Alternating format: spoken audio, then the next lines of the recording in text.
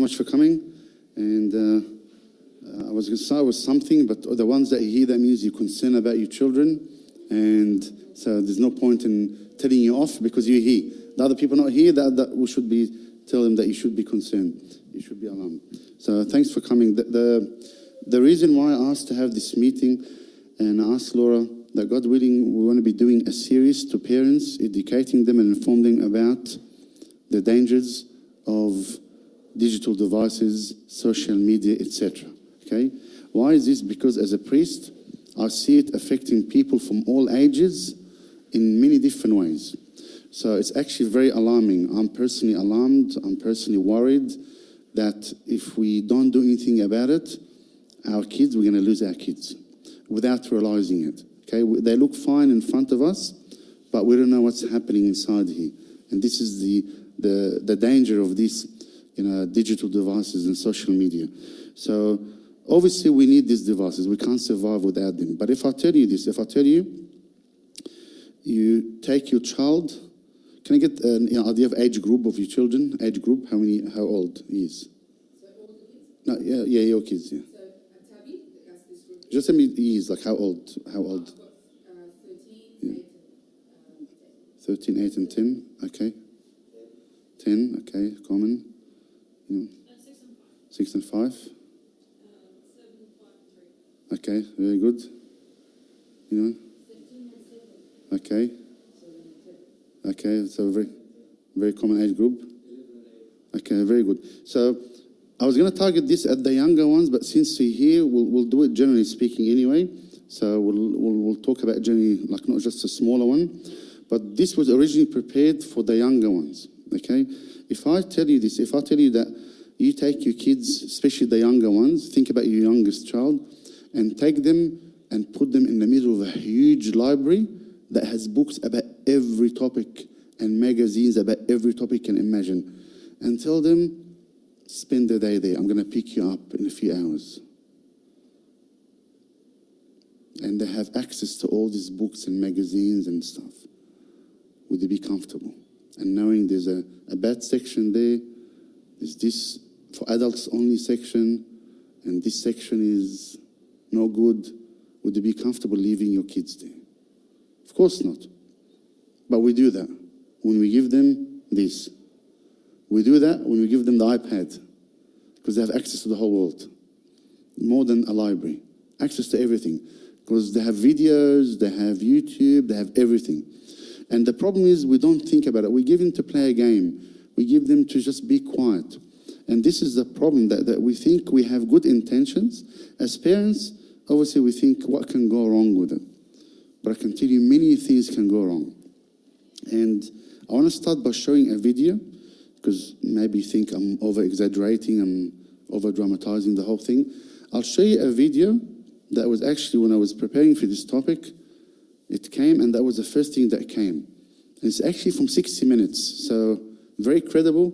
Everyone watches 60 Minutes on Sunday nights, and I was shocked to see this segment on 60 Minutes. I'm not going to show all of it. I'm just going to, I'm going to skip some, and because it talks about adults and children as well, so I'm going to focus on the children part. So if you can bear with me, and as I flick through it, this is from 60 Minutes. We'll watch it together, and then we'll discuss to see your thoughts on it.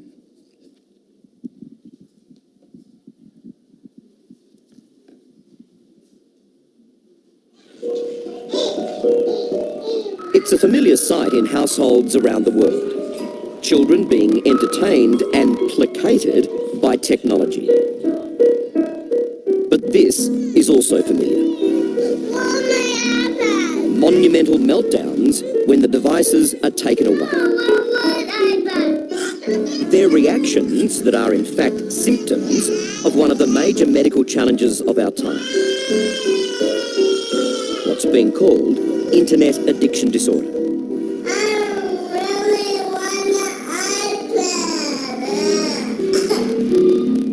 And it has mental health experts worried about children and their parents' actions. they give their children a device at maybe 3 or 4, and all of a sudden that's all they want. And they don't want to play with other toys. They don't want to have any interest in other activities. They just want to be in front of their screens. Okay, so add some more time. Yep, so add an hour. I'm going to put the password Brisbane mum Bianca Pevriol knows exactly what the experts are saying. Over the years, she's used the Xbox, smartphones and tablets to give her a few moments of much-needed peace from 2 bright, active boys. in. Sometimes you have an important phone call or you've got a parent-teacher interview or whatever that you just can't be interrupted in, and it's so easy. It's peace in a pocket. But recently, Bianca started noticing a dramatic change in 9-year-old Owen and 7-year-old Adam's behaviour as they became hooked on their handheld screens and the popular game Minecraft. They would be playing every single day, and they would be late for school, and they wouldn't do homework, and they would become sort of aggressive and throw tantrums and that sort of thing if they played for ages and ages. What were the kids like if you tried to turn off the Xbox or take away the tablet? Yeah, well, that's tantrum city then. The bad moods and the tantrums are almost like withdrawal symptoms. Correct. Do you agree with that? I agree totally, yeah. It is. There is something about it that changes their brain. And Bianca's right, there is something happening in young addicted brains. In early studies, Chinese researchers compared brain scans of average adolescent internet users to internet-addicted adolescents. In red, you can see the affected areas of the addict's brain, areas responsible for decision-making, emotions, and self-control. Screen addiction distorts the same brain function as alcohol, drugs, and gambling. And it's exactly what was happening inside Tam Neal's brain. What do you think so far? Scary, huh? I'll stop here so we can discuss this part that we just saw. Did you hear what the young kids, toddlers, were saying when they were crying? Well, yeah, I want my iPad. What did they say? These symptoms of addiction, withdrawal. You know, someone who's on drugs and they want to give them the drug. That's what they behave like. That's what they act like. It's withdrawal symptoms because they don't have what they want. Can you see? Someone can't even talk. They're saying iPad. I want my phone. I want my iPad. And you can see they're actually really agitated. And that's what they're saying here. These are withdrawal symptoms from someone who's an addict. Okay?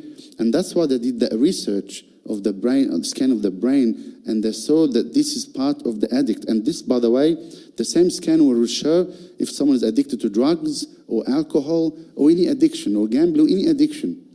What's happening with this addiction? It actually changes the brain and makes them stimulated. It wants more of that stuff that gives them pleasure. Whatever the addiction is, it's the same concept. So it actually changes the brain. And it was very scary when it said the 3 parts does what? Decision making, remember? Self-control and emotions. Can you see that? So what happens is self-control, emotions, and decision making. What does that mean? They won't be able to make proper decisions. They won't have self-control. And you find that emotions is different. And that's why later on we'll watch other stuff. But based on this, you can see what's happening. This is not just someone who's playing a game. That has a huge impact on the brain. Okay? And it changes the way they think, the way they have self-control, even the way they feel. And I've noticed that people who, on too much screen time, you feel like they become numb. Their emotions, you know, nothing moves them. They become more numb. I don't know whether you've noticed that. The emotions different. Their dealings with things are different. And that's why this expert said that what's happening with people is they're not interested in doing anything else. All they're interested in is doing this, giving me a screen, and that's what they're all interested in. They're not interested in going out or doing sports or playing activities or reading a book. Okay? And what's this impact on? We're going to go through some statistics to scare you even more, to tell you the impact on many different things. But we'll continue with this video first, and then we'll come back to it.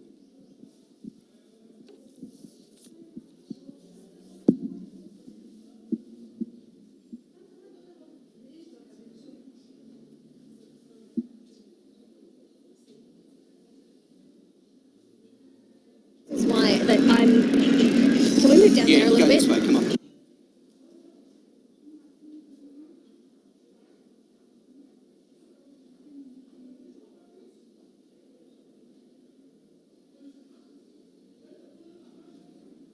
technology. But almost unbelievably, it's now troubled toddlers and young children who are coming to her clinic.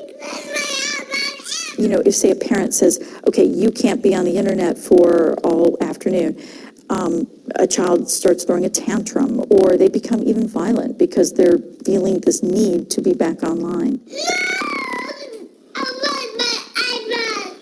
Is handing devices like smartphones and tablets to young toddlers a path to addiction?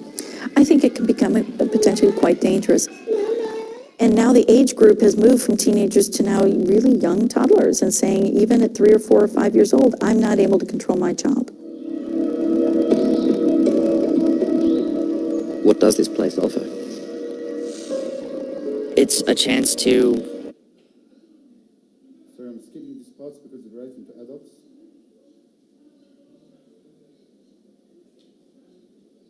Age is the big challenge, according to Dr. Kimberly Young. And she says parents need to drastically change young children's daily digital diet, including games marketed as educational. From birth to age 3, maybe they shouldn't have any technology, because really, do they need it? Then maybe from 3 to 6, they can have like maybe an hour of technology, but supervised, very controlled, and you're still encouraging sort of other exercise and activities. From 6 to 9, maybe 2 hours of use, but that still is very controlled and supervised. And so by the time they're kind of on their own with the technology, it's less invasive and it's less compulsive.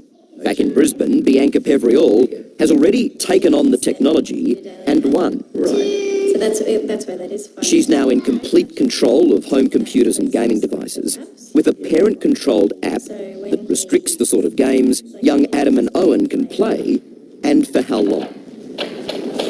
So how does it work? You can't play this game unless Mum pops in the code, the security code. Is that a good thing or a bad thing? Bad thing. Now, if you didn't have the timer on there, how long would you play on the game? I don't know, until my eyes hurt. The app and a table of chores That day to watch TV, 50 points, means Owen and Adam have now detoxed from their devices. Is there a difference in the boys' behaviour before and after you started controlling the time? Yep, big difference. You had to use technology to fight the technology. I know, it's ironic, yeah. I see the irony, but it's true. It's like there's an app for everything now. Hello, I'm Liam Bartlett. So did you see when he was talking to the young boy, he told him, is it a good thing or a bad thing? He said it's a bad thing. But did you know something when he was talking to him? He was not looking at him.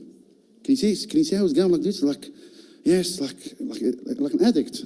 Someone who's addicted just can't get enough of it. And he tell him, if it doesn't time, I'll play until my eyes hurt. Can you see that? And he's just saying without realizing what it's actually doing to us. But this is very serious, because we don't really understand the effect of it until we start taking away from them. So I challenge you, when you go home today, try to take the digital devices from your kids and see the reaction, okay? Because we think it's fun. It's not fun. It's actually very, very dangerous. I'll give you some statistics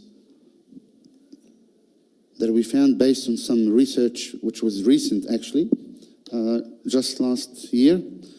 And we'll go through them quickly to see how big the issue is, okay? So more than 9 out of 10, that's more than 90% of parents think digital devices negatively distract their own lives. That's the parents' lives, okay? And 83% think their children are also negatively distracted by digital gadgets. What do you think? Do you think that sounds right? So more than 90% are affected, negatively distracted by digital. So I'm going to go quickly, okay? What about this one? These are things for you to think about and think whether that actually relates to your children or not. Hope your children may not be at this stage, but if we leave them, they're going to reach that stage if they're not there already, okay?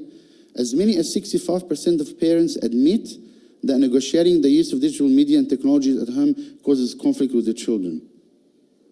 If you remember how many times we have a fight at home, it's because of what? You spend so much time on this, too much time on that. How many hours you've been playing this game for?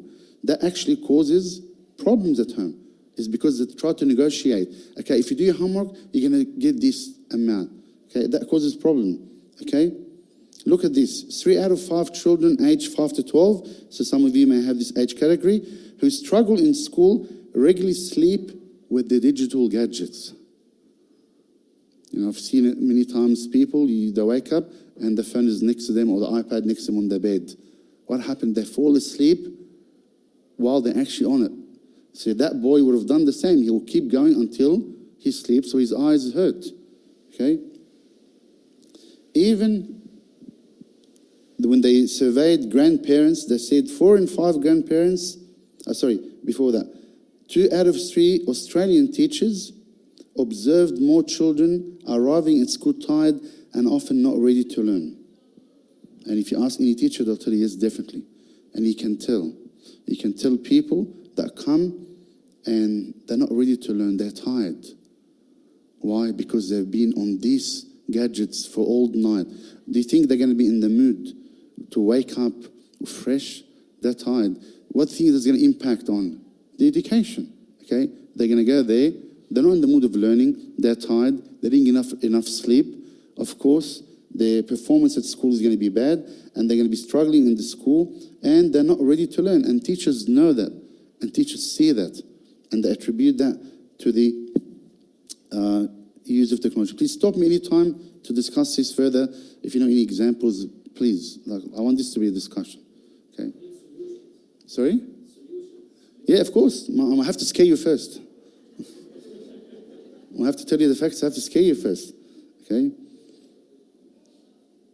46% of children are unable to go 1 day without digital technology. 1 day. Try that. 1 day without having any gadget in their hand. Okay? 73% of parents think it's harder to control their child's digital habits. Okay? 37% of children and young people have been anxious or depressed because of their time online, or because they are not allowed to use the device. So they play, they get depressed, you take away the gadget from them, they get depressed as well. Can you see the problem? Can you see the impact? And by the way, I'm not going to be talking much about the psychological impact because I'm not qualified to talk about that. So God willing, we'll get you a psychologist to talk about the effects, you know, the mental effects of technology on children. So I'm not going to touch on that today. I'm just telling you some certain facts, and just as an introduction to make you think about it. Okay? 65% of parents feel that when their child is bored, using digital devices distract them at their first choice. Okay? We need to think about this as I'm reading it. Okay.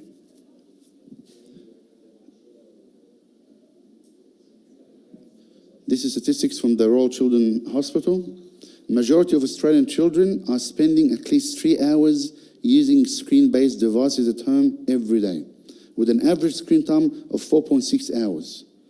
So where are they going to find the time to do anything else? If you think about it, they come back from school, how many hours they have after they come back from school? Between the time they come back from school and the time they sleep, 4.6 hours are spent on screens. So how many hours left? Okay, so I'm just giving you some statistics, more alarming statistics, okay? 90% of parents are concerned about the excessive screen time and admit there needs to be something done. So nearly all parents say something has to be done, okay? And this is what we need to discuss. But I wanted to tell you something first. There was one statistic there which was very alarming for me. I'm trying to find it. Maybe we skipped it.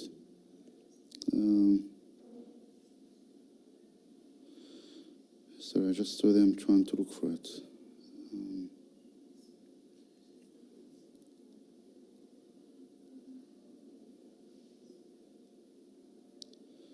Okay, I read it somewhere in another statistics. They said a huge number of statistics of people have at least 3 digital devices at home, at least 3. So I'm thinking, what would be the 3? So a child will have what? A phone, yeah, iPad, laptop, yeah, gaming devices, smartwatch, yeah, television. Can you see that? When you think about it this way, they have access to all these things, okay? And people, you know, when they surveyed, they said they have at least 3 of these things, And when we think about it, we think that's normal, that's nowadays, that's, you know, that's normal now. You know, it wasn't our generation, but that's normal this generation. But let's look at the reasons, as I said here, the reasons why parents provide child with a phone, okay? If I ask you, let's put this down here. If I ask you, why do you give your kids a telephone, a mobile phone? Why would you give your kids a mobile phone? Keep them quiet? Now, okay, your child tells you, I want a phone. You buy them a phone. Why would you buy them a phone? Keep them quiet? No. What would you buy a phone for? What do we need the phone for? Okay, so...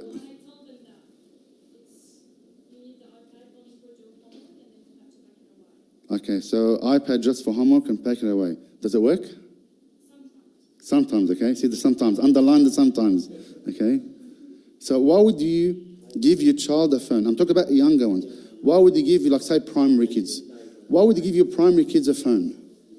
Get them an Apple iPhone or something. So? Okay. Okay. Excellent. So this, if they're using public transport, so for safety reasons, yeah? Yes. We don't have activity after dinner for them to do, except iPad and stuff like So now the family activity is iPad. That's depressing. The family activity is iPad. How would the whole family play on the iPad? No. Together? Yeah, for the kids. Do all of them play together? No. So is it really a family time? That kills family time. That's actually the opposite of family time. And this is another issue that we're going to talk about. So why would you give your kid a phone? Someone in primary. Another of communication? Okay. During the holidays, we usually got together with their friends, and yeah, they play on the phone still, but it's a way of communicating with other friends. Okay. In school, like, not playing it, not online. So talking to the friends, okay. So they've done a survey and asked the parents this question: why would you provide your child with a phone? Okay. So here's the answers. To contact child when they're at school or in public transport, as you said. Okay. So 60% said that. Okay. Or because my child is left out, all their friends have phones except them. So I don't want my child to be different and stand out. Haram, I feel sorry for them. All the kids, all the friends have phone. So 22%, which is nearly a quarter of parents, 1 in 4, said they have to have a phone because otherwise they'll be left out. Can you see? I want you to think about this. Okay? This is surveys. Okay? To keep in contact with their friends, as you said at the back. Okay? To keep contact with their friends, 14%. To do schoolwork, iPad, 4%. Can you see? Can you see? We think we're giving for the good reason, for the right reason, but then in reality, what's happening is they end up doing, 4% of parents said we're going to give it for schoolwork. So I'm actually blaming the parents. Sorry to say, I'm blaming the parents because only 4% of them said we're going to give it to them for schoolwork, but the majority said because of other things, which is, by the way, like the first one seems reasonable, transport. So you want them to call you, for example, yeah? Safety. But there's other ways of communicating without having a phone, Have you heard about watches? There's a wristwatch you can give your kids. They're basically allowed to make calls from it. Make calls and receive calls, and you control the contacts. They have limited contacts. And it's basically to make calls or receive calls or send a message to limited contacts. Did you know about that? And that will solve the problem with transport. Okay? So if I have to go to my daughter, she's 10, Garbage bin? Why? You know why? Because she probably tried something better before. See, exactly, iPhone 13, very specific, okay? Wow, see? Why is that? How did she know about it? Because other people have it and she tried it. And this is a problem because they've tried the maximum, now they're not going to be satisfied with anything. And this is exactly the whole problem, is because they're exposed to all these big things. What's this? I'm not going to use it. But if you think about it, most of our children, if they're young, we drop them off at school and we pick them from school. Yeah? If they're going to be in public transport, I recommend that, get that watch for them. Okay? Exactly. Yes, okay? So it's designed to contact only the close people to you. That's what you need it for. If that's really what we need it for.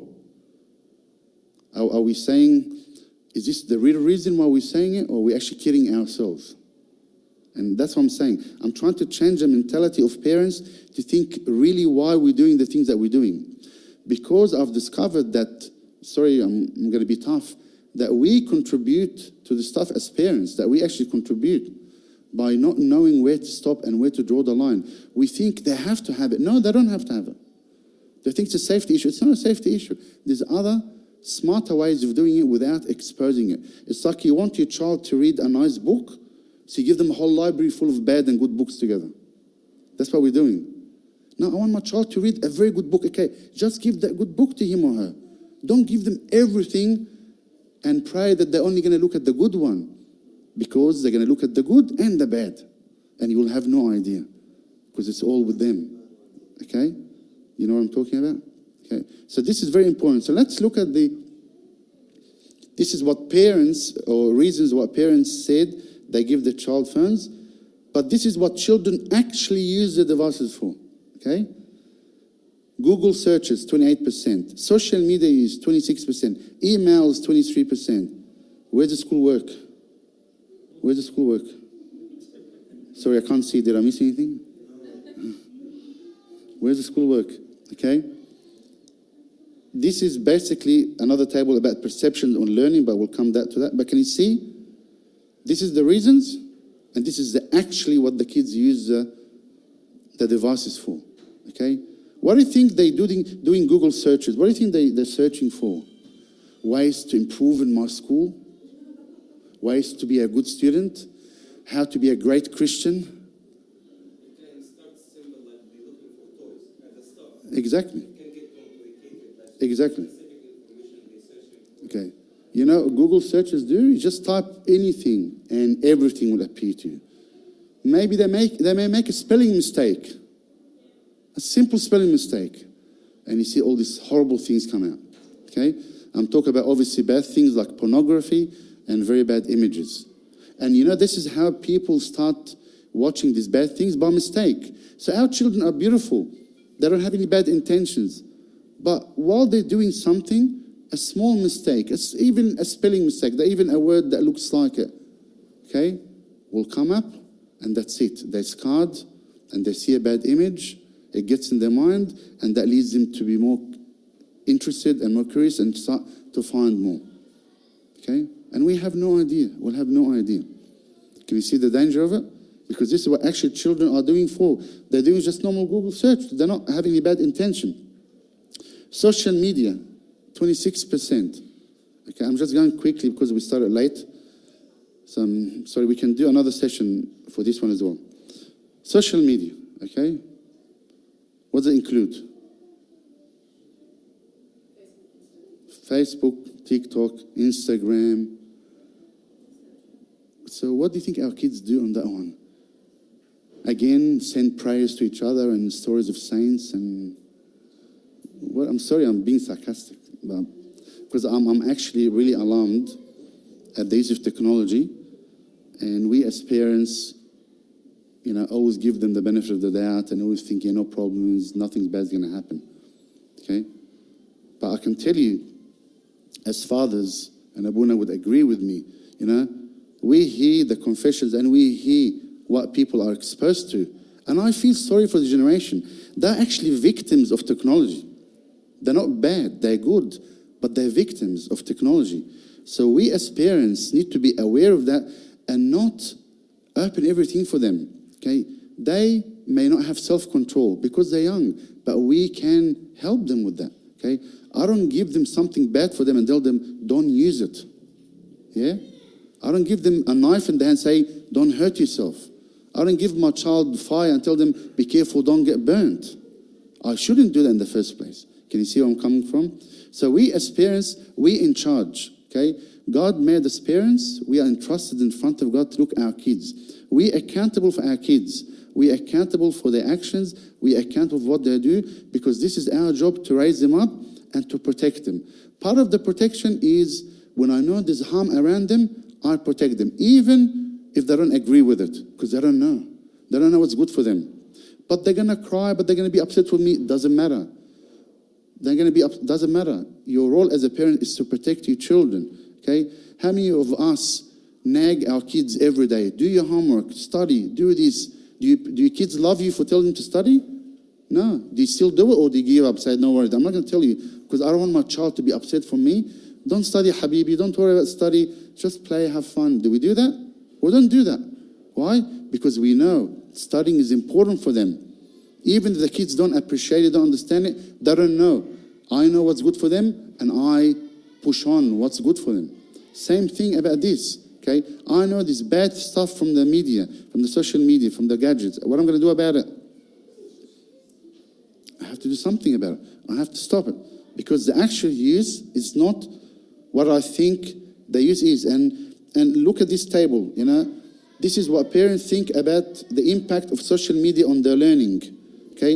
It goes through all the lists: reading skills, speaking skills, writing, all the negative impact, you know, physical activity, attention span, behavior. As I said, I'm not going to go into these details because I'll leave that to the psychologists to talk about in terms of behavior and mental issues and all that. But I can tell you quickly, as a priest, I can see it in people. I can see it in kids. You can tell the person who spends too much time on a screen versus someone who doesn't. You can tell. You can tell to the extent that their mind is so clouded. Because what happens, these screens take them into a virtual world. It's not a real world. So they become narrow-minded, and all they feel and all they see is that narrow world or the digital world. They cannot relate to real life. And that's why I said in the study showed about their brain, you know, emotions affected, self-control affected, all these things affected. Why? It's because it affects the brain. So this table shows all the perception, all the effects on this different behavior and physical activity. One of the things that we really notice as well is in terms of the physical behavior. Now, you know, in my age, and I'm sure in your age, we used to always go out and play with our bicycles, play with balls, play, you know, outside, outdoors. Nowadays, if you tell the child, let's go play, no, it's boring. I'm going to play games on my thing. Why is it boring? Because these games, when they design them, even though there's nothing bad about the games, even though there's no bad image or anything, even the game themselves, the way they design them to be addictive. And the other video that was in the middle of it was actually an adult who's addicted to social media, addicted to digital stuff. And that's what she was saying. You become very narrow-minded and you want more and more. She was spending 16 hours a day in front of a screen, an adult with a husband and a child, okay? So it's affecting everyone. But what we're saying is, nowadays, all these games and all this technology, what is happening, it stimulates the brain and makes everything else boring. That's why they can't be bothered doing anything else. They're just lazy, and it's much easier to just keep scrolling, okay? They're not going to do any physical activity, so affect their health. They're not going to do any mental activity, affects their mind. And most importantly, try to tell them, let's pray, let's read the Bible. Everything becomes boring, okay? And what's the impact on the spiritual life goes down. Why? Because it's not interesting anymore. Everything becomes boring. Do you think someone who's used to watching too much screen will be able to stand 2 hours in a mass? No way. The mass is boring. Why? Because there's no action. There's no interaction. There's no stimulation. The screens provide stimulation. And that's why they always get tired and bored and they can't stand up, and because it's not stimulating, because they got used to, their brain got used to certain amount of digital stimulation. If they don't get that, They're not interested. They're not interested. And they become, again, I'm going to talk about in terms of socially awkward. They don't want to socially interact with people. They would rather sit down by themselves in front of a screen. And many, many other things. We run out of time because we started late. But we're going to have another session, God willing, because we haven't covered everything. But I want to leave you with this one. And this is very important. This is our homework as parents. 72% of parents recognize that their own habits using digital media and technology influence those of their children. So we need to start with ourselves. Can you see that? They copy us, okay? I can't tell my kids, you spend so much time on social media when all they can see me is when I come back from work, all I'm doing is on my Facebook. But I'm an adult. No, it doesn't work like that. Kids do not think this way. Because you're an adult, you're allowed to do it, but I'm not allowed to do it. So we need to start with ourselves, be good role models, and always remember that whatever we do, you'll find them imitating me. Can you see that? Whatever we do as an adult, they'll be imitating me. And whatever I think, if I want them to stop, I have to start with myself and be a good role model. Okay, I can't tell them do things, otherwise I'll be a hypocrite. I'll be a hypocrite. A parent who smokes can't tell the child stop smoking. What about you? So we have to start with ourselves. But I wish we had more time. We as parents need to focus on this one, please. Why we do the things we do. Why we give them these gadgets. Okay? Is there any alternative ways they can do the work without having these gadgets? Is there any way to help with the safety without having these phones? Okay? And if everyone, imagine this, there's a lot of pressure on parents to give their kids because other parents do that. And they don't want to be left out. And the kids will come, how come, their parents are cool, their parents are easy, they give them everything, you're very strict. But imagine if every parent does that, then that will be much easier. Everyone will be doing the same thing because everyone knows the effect. But even if that happens, you should have, tell your child, this is house rules. Every house has its own rules, okay? Wouldn't care what other people do. Even if they're Christian, even if they're Coptic Orthodox, we don't care. This is our house rules. This is what we do. This is the amount of study required. This is the amount of screen time allowed. This is what you do. I don't care what your friends do. I don't care what anyone else does. We need to be strict, and they're going to have some withdrawal symptoms, as we saw in the video, okay? Don't be affected by that. Don't be emotional, say, haram, they're crying, I hate them seeing crying. No, I'd rather see my child crying now than cry for the rest of their life. As I said, there's much, much more to cover, and I want to cover in more sessions, God willing. But this is just introduction, hopefully to alarm you, to make it take some action, that we can do things better as adults in terms of that, okay? It's not the way to give a child so he can be quiet. There's other ways to help them be quiet. I see people during the liturgy,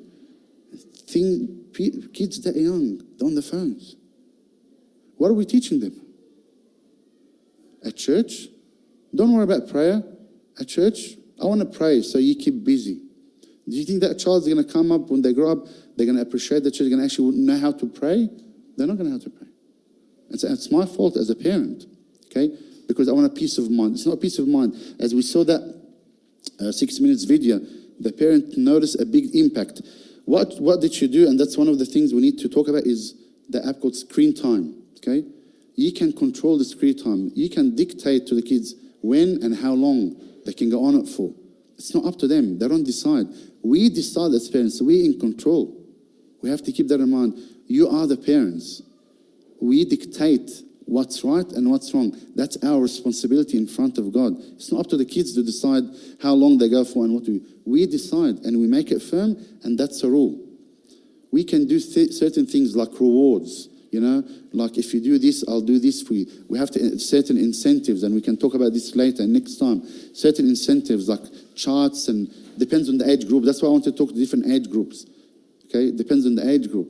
But overall, you are the parent, you're responsible in front of God, and you're the one that sets the rules in the house, not the kids. you run the house, not the kids. And everything we do will be reflected, and the kids will see that, and they will see a reflection of us on whatever we do. If we always keep this in mind, your child is looking up at you, and whatever they're doing, they're going to do it on a small scale.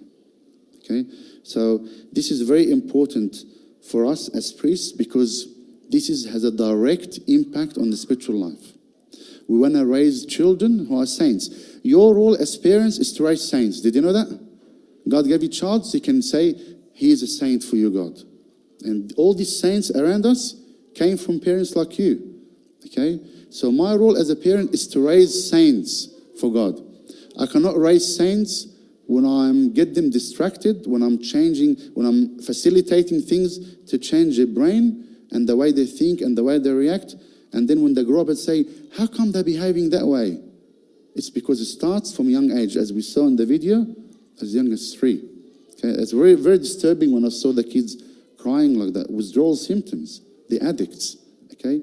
So let's hope that's a good introduction to get us started to think about and revise what we do and why we do the things we do, and find alternative ways of making it safer for our children. Okay? You have the right to check your kids' computers. You have the right to know what they're searching. You have the right to put apps and restrictive. There's many devices, you can search them, to restrict the use of the kids, to put, block some things, to minimize what they can search. There's many things we can do.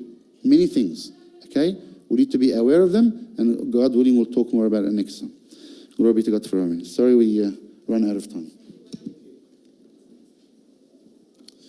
You wanna pray for us? Thank you, Abuna. Beautiful effort. We do need it. Let me in few seconds share with you a little story. Because Abuna said that the problem is the parents. We are the problem of our kids.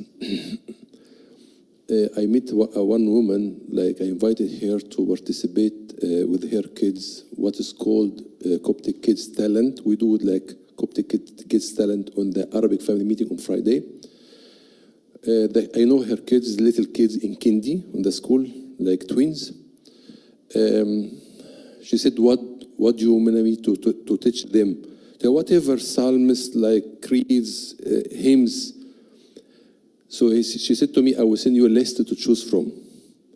So send me a list of 60 psalms. The little Kindi kids memorizing, every one of the kids, they are twins, 60 Arabic psalm. They're born here. So,